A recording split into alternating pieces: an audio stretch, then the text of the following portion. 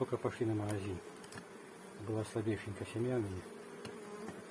Только пошли на магазин.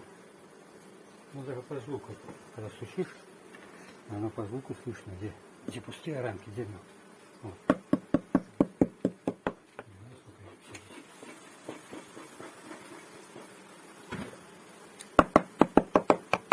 Вот тут мед есть. Это пустые. А вот тут мед. По звуку? Вот по центру будет мед.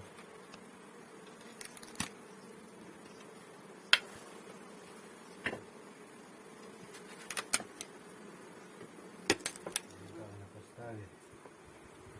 Неделю назад уже помню.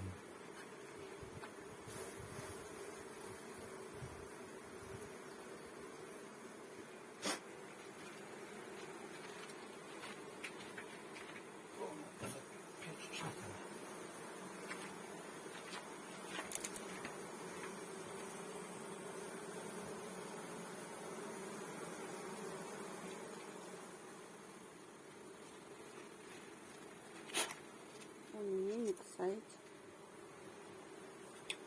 Надо пить. Пчела занята, она работает. Когда пчела работает, занята, она не кусается.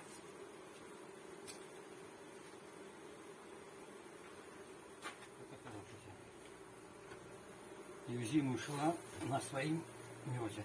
Я ее не кормил.